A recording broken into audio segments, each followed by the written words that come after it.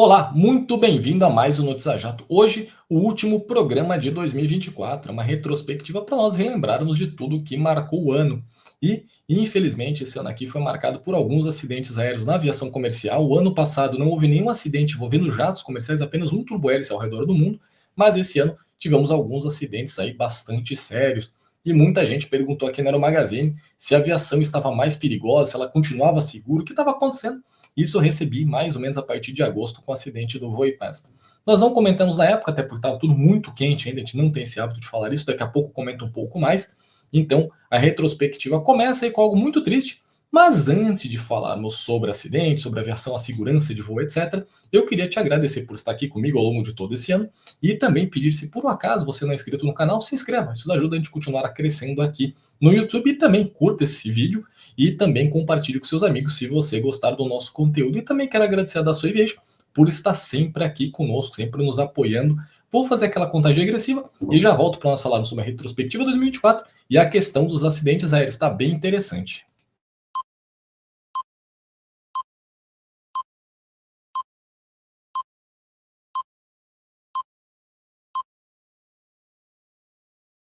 Então, novamente, meu muito obrigado a você e a Dassault que está sempre aqui conosco. Então, vamos falar sobre acidentes aéreos. Esse ano aqui foi marcado aí por algo bem impactante. Já começou o ano com um A350 da Japan Airlines sofrendo um acidente no aeroporto no Japão. Naquelas ali, ele acabou colidindo no solo com o avião da guarda costeira. Esse avião acabou ingressando indevidamente na pista e acabou causando um acidente. Então, começou o ano com algo aí bastante sério.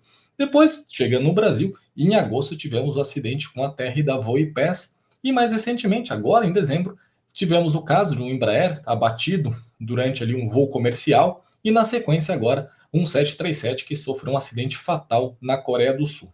Ponto importante que eu vou abrir um parênteses, ao longo de todo esse ano, principalmente após agosto, muita gente escreveu aqui na Aero Magazine perguntando por que nós não falávamos sobre acidentes que estavam acontecendo, as pessoas queriam saber. A gente dá sempre a notícia ali factual, aconteceu um acidente XYZ, mas nós nunca abrimos lives nem criamos matérias especiais com acidentes que estão sob investigação. Às vezes, nem acidentes que já tiveram relatório final nós publicamos. O motivo é bastante simples.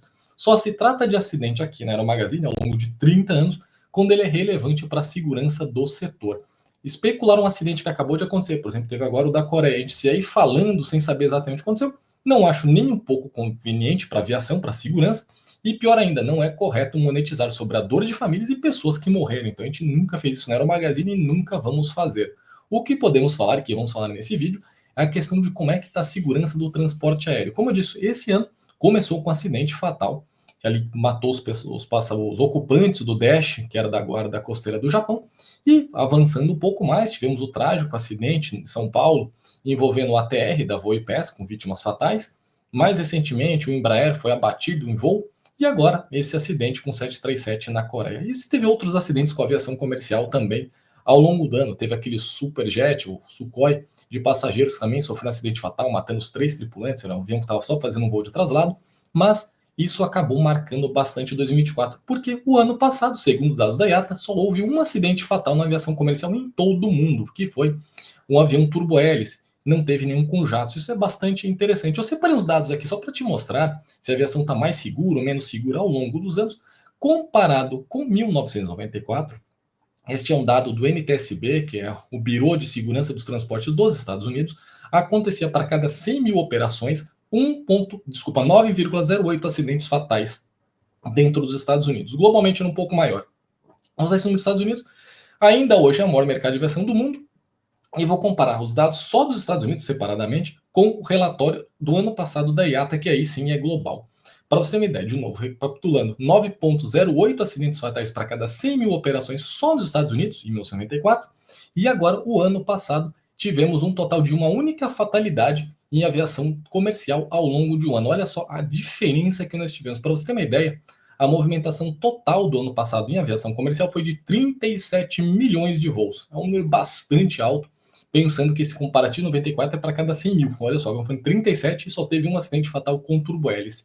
Ainda baseado em dados do ano passado, que só teve esse acidente, para a pessoa ter certeza que ela vai morrer num acidente aéreo, imagina que alguém tem esse sonho tenebroso, ela teria que voar todos os dias durante 103.300, 3.239 anos, ou seja, tem que voar aí bastante mais do que até a própria história da civilização recente que nós conhecemos. Não me lembro qual a idade do Homo sapiens exato como civilização, mas está muito aquém aí de 100 mil anos. Olha para você ter ideia de quanto a aviação se tornou mais segura. Em 1994, para morrer num acidente aéreo fatal nos Estados Unidos, era suficiente apenas 500 anos de voo. Agora são mais de 103 mil anos. Ou seja, a aviação realmente está muito mais segura. Muito por conta de mudanças no comportamento, até do treinamento dos tripulantes, isso é muito importante ressaltar. Atualmente, a gente pode ter pego aquele caso do avião da Embraer, que foi até o final ali sendo conduzido pelos pilotos. Não vou falar que foram heróis ou não, porque não sei o que aconteceu, mas seja como foi, estavam muito bem treinados e conseguiram manter o avião o máximo que eles puderam.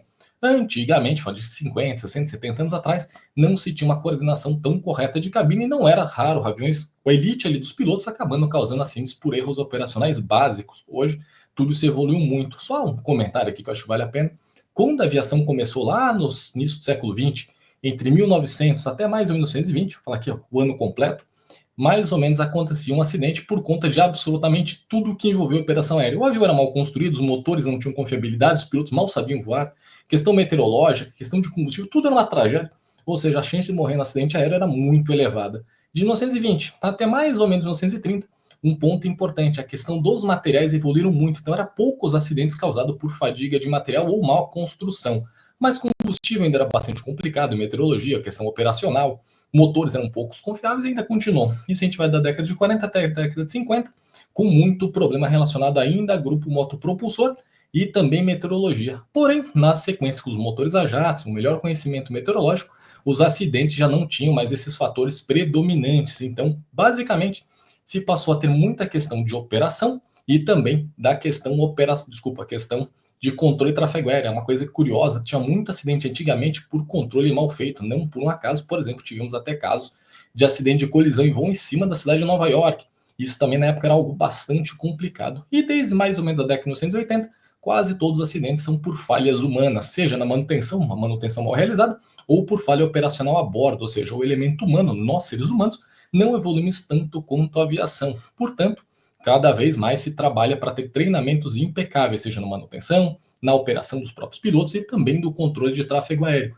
Olha só, falei que tinha mais, deixa eu até pegar o número aqui que eu não decorei, que tivemos no ano passado 37 milhões de voos com apenas um acidente fatal na aviação comercial. Ou seja, olha como tudo está muito melhor, até o fator humano. Ou seja, a aviação se tornou realmente muito mais segura para nós que estamos na aviação comercial. E, evidentemente, para a aviação geral, barra executiva, ainda é um número bastante problemático, já que tem bastante acidentes.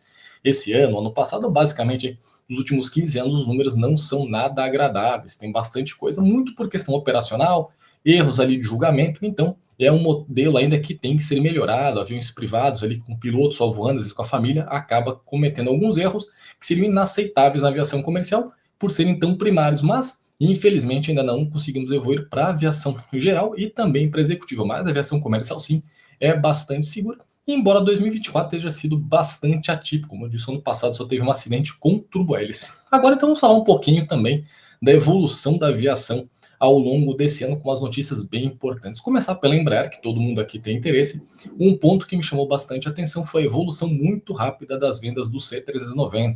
Quando começamos aqui o canal, em meados de 2020, muitos questionavam se ele seria um avião de sucesso ou não. Na época eu sempre pontuava, ele só vai se desencantar, ou seja, vai começar a vender posterior quando a Força Aérea Brasileira estiver operando ele de maneira plena e também o mundo saísse daquela situação, né? Estava passando por meio de uma pandemia, não dava para esperar que algum país colocasse dinheiro, especialmente num projeto que estava ainda ali começando a ganhar maturidade. Passado basicamente 5 anos, a aviação modernizou-se, o C-390 mostrou ali que estava certificado plenamente e os pedidos começaram a chegar. Portugal já está voando, inclusive, aviões deles, a Hungria acabou de receber, e em breve fez vendas bem importantes. Teve Holanda, teve Áustria, teve a Coreia do Sul, agora a Suécia também, e tem aquele pedido não ainda revelado para mais 2 unidades, ou seja, o avião realmente começou a conquistar mercados. Claro, vai ser mercados ainda de nicho, já que o Hércules, muitos ainda são da versão J, relativamente novos, e tem a pressão da Lockheed, que tem um baita esquema de vendas, fala esquema no sentido mais positivo possível, eles têm muitos vendedores, têm todo o peso político dos Estados Unidos e também econômico,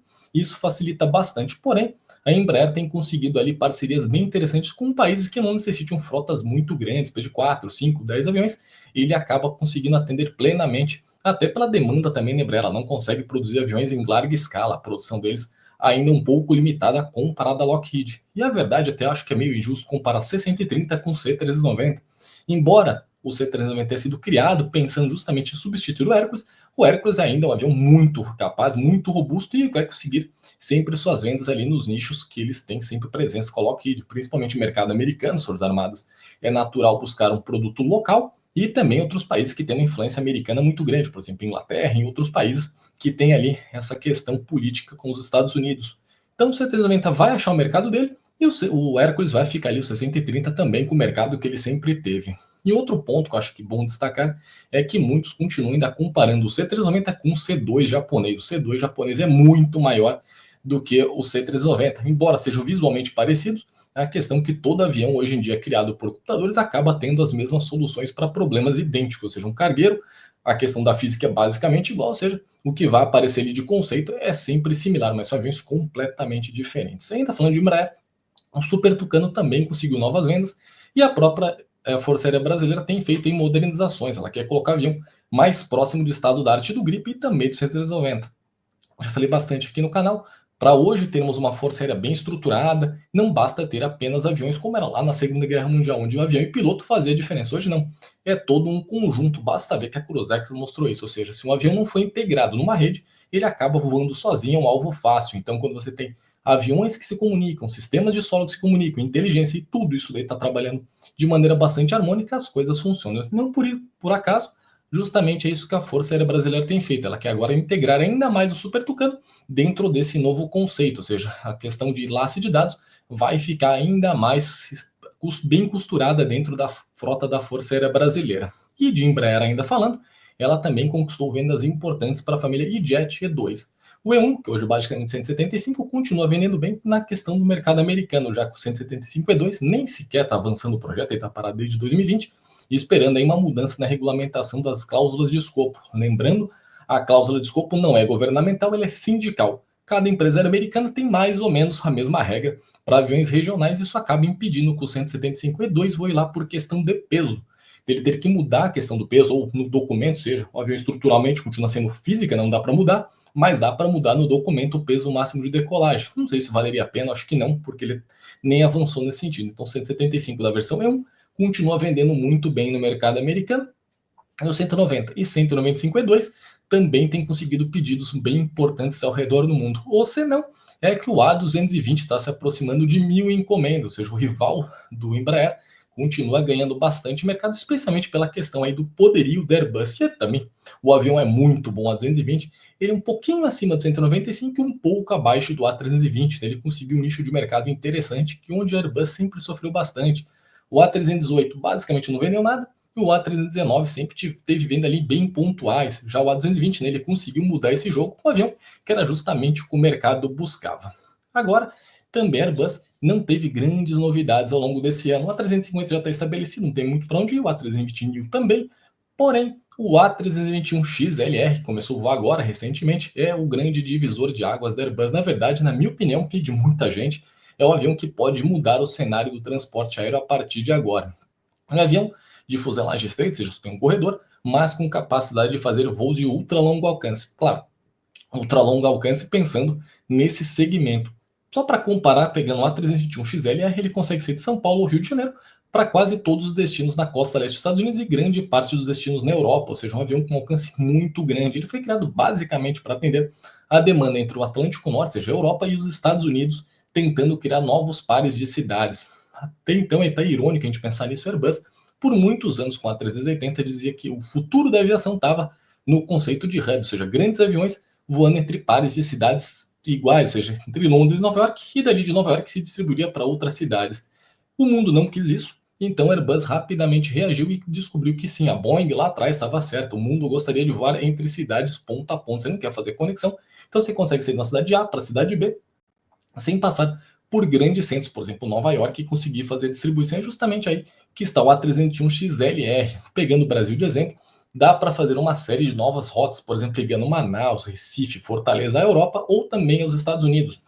Na verdade, de qualquer uma das cidades que eu citei, dá para ir para praticamente todo e qualquer destino na Europa e também na América do Norte. Ou ainda pegar um voo, por exemplo, usar São Paulo como exemplo, que tem ali Nova York, a empresa X, ela tem um voo diário, até dois voos diários, mas ela sabe que dá para colocar uma demanda para mais 150, 200 passageiros. Ou seja, ela coloca uma 321, em vez de colocar uma 330, uma 350, um 787, 777, nessa rota. Então, ela consegue atender a demanda que existe sem usar um avião de grande porte. Então, ela consegue também complementar frota, desculpa, a malha dela.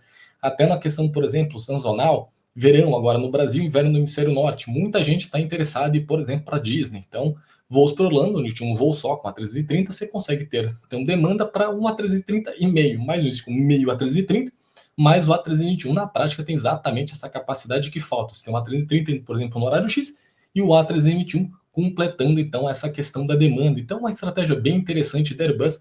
Para esse mercado, o avião realmente é um sucesso absoluto. Já na Boeing, eles não têm nenhum avião nesse segmento, que tinha o 757, quando ele saiu de linha lá em 2005, já tinha pouquíssimos pedidos, ninguém tinha muito interesse nesse avião, porque ele era bastante defasado em relação ao que estava acontecendo na indústria. O 787 estava ali para ser lançado, já se tinha movimentos com o A350, na verdade uma 350 na época era um pouco diferente do que realmente se tornou, mas o mundo estava indo por outros caminhos e as empresas sabiam disso. A Boeing acabou demorando demais para ver o próprio mercado que ela defendia que existia.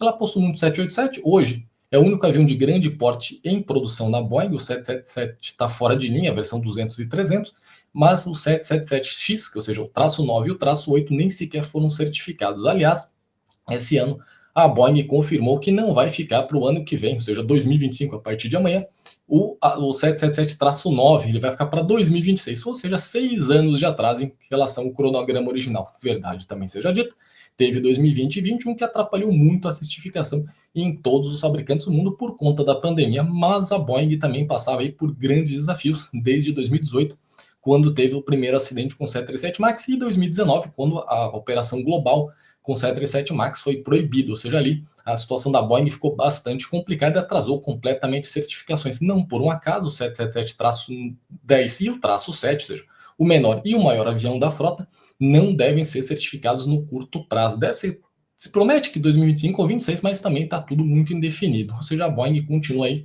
sofrendo bastante para conseguir se reestruturar. Outro ponto aí que marcou a Boeing também esse ano foi a questão da nave espacial deles. Eles fizeram um lançamento para levar 2 astronautas até a estação espacial, apenas um voo experimental. A nave teve um problema bastante sério, voltou vazia até por risco, eles achavam que ela podia pegar fogo na reentrada.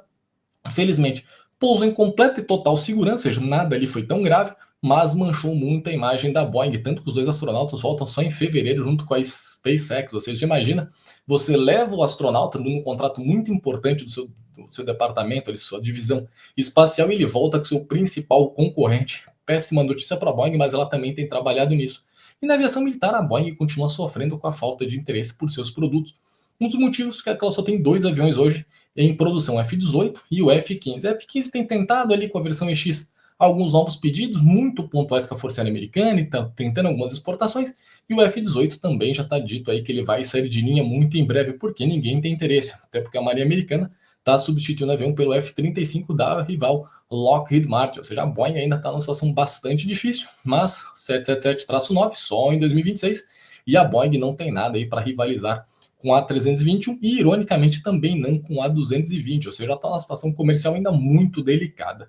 E, falando de Lockheed, eles também têm trabalhado bastante aí para conseguir ampliar as vendas do F-35. O avião ainda sofre com bastante problema, muito mais do que o projeto previa. Esse avião foi lançado no iníciozinho do século XXI, lá em 2000, 2001, e ele prometia revolucionar a aviação. Realmente, é um avião extraordinário, mas tem muito problema ainda para ser resolvido, e a Lockheed tem trabalhado tanto para solucionar essas plantas, quanto também para tornar o projeto viável, tanto para o Pentágono, ou seja, quem está pagando a conta, quanto para também a receita dela. Então a situação da Lockheed continua sendo nesse momento de manter o F-35 muito bem estabelecido na questão operacional. Já em vendas, ele é um sucesso absoluto. Diversos países escolheram ele. Eu já falei isso várias aqui no canal, tem matéria no site, tem matéria na revista. É que o F-35 se tornou uma espécie de apólice de seguros para muitos países. País pequeno ali que não tem nem necessidade de uma grande força aérea, acaba comprando F-35 porque tem certeza que se ele se envolver numa guerra, seja qual for, os americanos vão apoiá-lo. Ou seja, os Estados Unidos não têm o menor interesse que nenhum dado do F-35, quanto mais o avião inteiro, caia na mão dos russos ou dos chineses. Ou seja, você compra ali uma certeza que você não vai ter nenhum tipo de problema em caso de guerra. Mesma coisa o Rafale da Dassault, ele também tem conseguido vendas bem expressivas, porque alguns países têm pensado que se eles entrarem em combate, a França vai acabar de maneira direta ou indireta apoiando essa ação militar, porque ela também não quer que o Rafale tenha nenhum de seus componentes na mão dos russos e também dos chineses. Falando um pouquinho ainda de aviação militar, a Rússia ainda continua ali sofrendo bastante na Ucrânia. Muitos defendem, não, ela tem conseguido.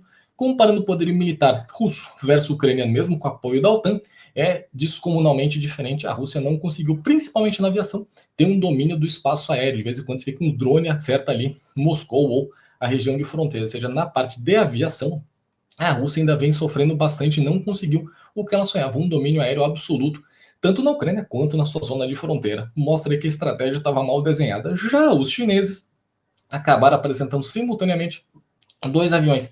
Muitos na imprensa brasileira e internacional chamaram de sexta geração. Não dá para falar que é sexta geração ou que até um avião ali final ou um demonstrador de tecnologia, mas seja como for, a China tem dado saltos gigantescos na evolução da sua indústria aeroespacial, tanto na questão de espaço mesmo, que até tem estação espacial própria, e quanto também na aviação comercial e militar. Esses dois aviões, seja um demonstrador de tecnologia ou quem sabe até um avião final ali que eles devem entrar em serviço, mostra que a China deixou de ser apenas um país que copiava ou comprava projetos soviéticos barra russos para partir para soluções completamente próprias e de alta tecnologia. Basta ver que hoje é raro você ver um produto chinês, seja qual for, de um celular a um carro, que não seja muito equivalente ao modelo ocidental. E eles têm postado basicamente nisso também dentro do setor de aviação. Os caças deles hoje são bem evoluídos, não se sabe a capacidade real, porque eles nunca entraram em combate e a China não tem essa tendência de ficar aí provocando o mundo ao longo de mais de 3 mil anos. A China sempre foi um país que mais se defendeu do que atacou. Esperamos que continue assim, né? Mas,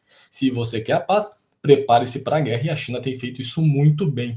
E ainda falando de China, o C919, aquela versão de avião comercial deles que lembra muito o Airbus, lembra muito um 737, foi criado dentro do novo conceito chinês, ou seja, eles buscaram criar um avião que fosse feito com componentes ocidentais. A China tem zero medo de ter um embargo comercial, porque ela sabe que se acontecer, o mundo fica desabastecido de basicamente tudo, ou seja, o seu celular, o meu celular, o computador, a sua TV, ou quase tudo que você puder imaginar, não vai conseguir chegar, porque as fábricas estão na China. Seja a produção completa, por exemplo, do iPhone, ou de alguns componentes pontuais, como de carros. Grande parte de partes eletrônicas são feitas na China por empresas ocidentais, mas se tiver um embargo comercial, o mundo pararia. Então a China hoje sabe que ela pode construir um avião comercial sem muito risco, basicamente risco zero de sofrer o embargo. Ao longo de todos esses anos que a Comac tem trabalhado no C919, ela sempre tem dito: o foco, primeiro, é atender o mercado interno, que passa de 2.000 aeronaves no presente. Ou seja, imagina se dá um terço do mercado, ser mais de 2.000 aeronaves mais ou menos garantidos por seu próprio fabricante. É o que eles estão apostando. Porém, surgiu a especulação que a Total no Brasil poderia comprar. Não sei se vai acontecer ou não. Se acontecer, seria uma estratégia bem inteligente dos chineses. O Brasil é muito distante da China, com um clima completamente diferente. A Total é uma empresa muito pequena.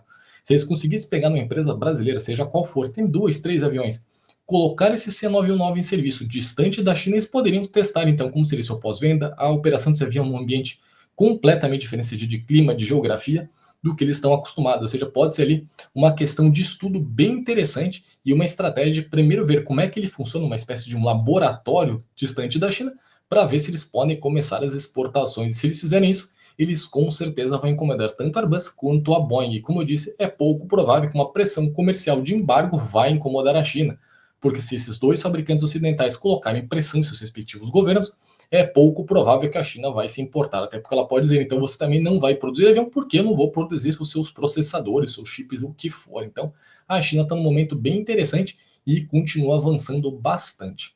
Para falar também um pouquinho então de aviação executiva barra geral. Pontos interessantes: a Cirrus lançou esse ano a sua nova versão do SR, a versão monomotoresa, o SR20 e 22, com várias melhorias. O interior está completamente renovado em termos de design, nova aviônica, finalmente eles colocaram ali telas touchscreen. A Cirrus sempre foi bastante reticente ou resiliente, desculpa, porque essa questão de telas touchscreen, porque eles falavam que em voo não era muito fácil utilizar, especialmente monomotores. O que estava certo lá atrás, há 10, 12 anos, isso era uma grande realidade. Porém, os sistemas embarcados melhoraram muito, ou seja, a segurança de operar telas touchscreen melhorou também, então por isso que eles adotaram. E a versão jato, o Cirrus Jet, que também é chamado de SF-50, também ganha uma nova versão muito mais sofisticada, principalmente em acabamento, então é bem legal também essa evolução. Falando de nosso apoiador aqui, o grande destaque foi a operação plena do 6X, ou seja, já está em operação regular ao redor do mundo, seus principais operadores, tanto empresas de táxi aéreo quanto operadores privados, ele inclusive passou pelo Brasil esse ano, e nós embarcamos nele, acho que tem vídeo aqui. Se eu lembrar, eu coloco aqui em cima o card. E eles também estão avançando bastante no Falcon 10X, ou seja, o novo avião executivo. Aliás, o 10X tem uma característica bem interessante. Vai ser o mais largo avião executivo que não é derivado de um avião comercial, seja um 737, um A320, um A350, esse é um avião comercial que foi transformado em executivo. Mas um avião puramente executivo, o Falcon 10X terá a fuselagem mais larga. Para você ter uma ideia, é mais largo que um E-Jet. Ou seja, entrar no avião da Azul, ele é mais largo ainda do que esses aviões. Ou seja, um avião que promete revolucionar o segmento de cabine larga e ultra longo alcance. Aliás, ultra longo alcance é um tema aí que tem deixado os três principais fabricantes do segmento, que é a Dassault, a Gulfstream e a Bombardier, trabalhando cada vez mais para conseguir esse público. Claro, é um público muito restrito, não um público que você tem lá milhares de clientes, mas o pouco que tem, ele com certeza vai comprar seus aviões, seja um G700/G800, um Global 7500 ou o Global 8000, e também a linha nova aí do Falcon, que é o Falcon 10X, justamente porque é um público pequeno, mas sempre de bilionários e que necessita de voos de longa duração. Muito entre empresários, realmente, que precisam desse avião. Usando novamente o Brasil de exemplo, por exemplo, alguém que é do setor de petróleo e gás, ele sai do Rio de Janeiro, vai até Dubai, faz a reunião e volta ali 2 dias depois. Então isso realmente muda completamente o negócio. Quanto mais rápido você chegar, mais rápido você chega na frente dos seus principais rivais. E é justamente onde eles estão apostando bastante. A Gulfstream não apresentou nada realmente novo esse ano, mas ela continua trabalhando bastante na evolução do G800, que é a versão de ultra longo alcance derivado do G700.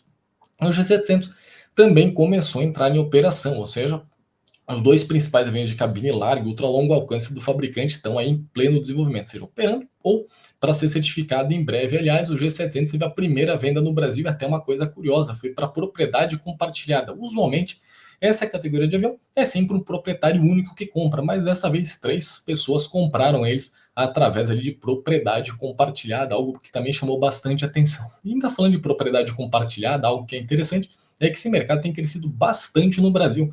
Por exemplo, a Mari Aviation, tanto a Líder, tem apostado bastante nesse segmento, ou seja, ao invés de uma pessoa só comprar avião, se compra algumas cotas e você consegue voar uma frota. Aliás, esse é até um slogan bem comum no segmento, é tipo, compre uma cota e voe uma frota, porque baixa bastante o custo e você permite voar muito mais dentro da sua necessidade. Por exemplo, quem compra avião, às vezes voa 3, 10, 15 horas por ano. Então, se comprar a cota, você vai conseguir voar isso exatamente o que você precisa, sem custos enormes de ter um avião completo, tripulação e etc. Então, esse é um mercado que tem crescido bastante no Brasil.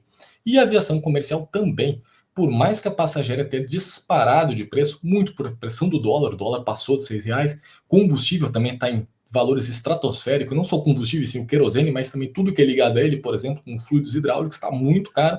Isso tornou a pressão pelo aumento do custo da passagem bem alto, mas ainda assim, os aviões estão todos voando cheio, voei bastante esse ano e era muito raro entrar no avião que tivesse 2 ou 3 assentos vagos, a maior parte está completamente cheio, especialmente em voos internacionais, ou seja, muito se especulava quando é que a aviação comercial no mundo, especialmente no Brasil, voltaria aos níveis de pré-pandemia, já que 2020/21 basicamente a aviação paralisou em todo o mundo, e não se falava que seria 2025 ou até 2026. No caso brasileiro, desde 2023, a aviação realmente voltou muito robusta, com capacidades ou muito próxima de 2019, o último ano antes da pandemia, ou já superando completamente essas marcas. Ou seja, mesmo com passagens muito caras, o brasileiro continua voando. Claro, isso reduz a capacidade de conseguir fazer voos o tempo todo, mas a maior parte das pessoas não deixaram ali de voar quando era necessário, especialmente em voos de negócio, entre empresas.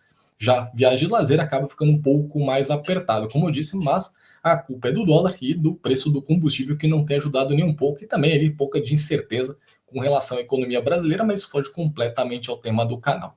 E falando em aviação militar, as novidades foi que a Força Aérea Brasileira continua aí trabalhando fortemente para receber seus Gripens, não tem certeza de um novo contrato, tem trabalhado também para isso acontecer, tem olhado um novo avião, a gente falou isso ano passado, falamos aqui de novo, talvez seja o F-16, eles estão olhando também outros fornecedores, se fosse até cogitar, analisar ali o Tejas, acho que foi muito mais uma questão diplomática do que um interesse real da FAB, mas ela tem que fazer isso, mas Questão é que provavelmente deve chegar um novo caça que não só o Gripen, ou seja, por questão orçamentária e de estratégia da FAB. E também não está definido quando é que os A330 com Cruz Azul, são 12 unidades, serão finalmente transformados na versão KC-30, ou seja, a versão MRTT. O principal motivo é que a Força Aérea Brasileira está sem orçamento, mas ainda assim, o presidente Lula disse que também tem interesse de renovar completamente a frota de transporte presencial. O motivo? Com a 319, o ACJ utilizado pela presidência desde 2005, ou seja, basicamente 20 anos, ele sofreu uma pane bastante grave no México. Então, colocou ali então em risco a comitiva presidencial e ele disse que não compraria um avião, mas sim vários, mas também não tem orçamento e não se sabe nem se esses aviões, se comprarem agora, chegariam até o final do mandato do atual presidente brasileiro, porque ele deve, mesmo reeleito ou não, ser em 2026, e o avião pode chegar em 2027 ou talvez até um pouco mais para frente, seja como for, está bastante em aberto essa questão também. Já a Marinha continua ali com os projetos que sempre trabalharam, principalmente na área de helicópteros, tá basicamente tudo formalizado, e também o Exército Brasileiro. Aliás, muita gente pergunta quando o Exército Brasileiro vai ter asa fixa. No presente é bem pouco provável, existe questão de pressão da própria Força Aérea Brasileira de tentar manter isso sobre as suas asas, e também questão orçamentária, não adianta receber o avião e não ter como operar. E na aviação geral como um todo, os grandes lançamentos basicamente foram atualizações de projeto. A Daher lançou algum tempo atrás o TBM 960, não teve grandes novidades esse ano, assim também como o Kodiak, que recebeu uma versão estendida o ano passado e também não foi, além disso, em termos de lançamento. A Cessna teve o grande lançamento, a atualização da família CJ, com a versão que chama de geração 3, também ali com as grandes novidades, mas basicamente o mesmo avião, com novos motores aviônica e interior remodelado. Seria basicamente como um carro, uma espécie de facelift, mas muito bem-vindo e muito importante para o segmento. Então, a aviação no setor executivo barra geral, só tivemos aí atualizações do que já existia, assim como a aviação comercial. Como eu disse, o grande lançamento da Airbus foi a 321 XLR, que basicamente é um avião idêntico, mas com uma capacidade e alcance bem superior. Claro, teve mudanças estruturais, mas não foi nada ali que um avião completamente novo. Esse foi o nosso programa de hoje. Tentei resumir o máximo possível, da maneira mais sintética, tudo o que aconteceu ao longo de 2024 e comecei, infelizmente, com notícias de acidentes, porque muita gente tem questionado isso aqui na Aero Magazine ao longo deste ano. Quero te desejar um feliz 2025, que tudo se realize e nós estaremos aqui junto a partir do ano que vem, que seja basicamente a partir de amanhã. Se você gostou desse vídeo, se inscreva aqui no canal, compartilhe com seus amigos, deixe seu like e não esqueça de comentar aqui embaixo o que te mais chamou a atenção ao longo desse ano. Um forte abraço e até o próximo ano. Tchau, tchau.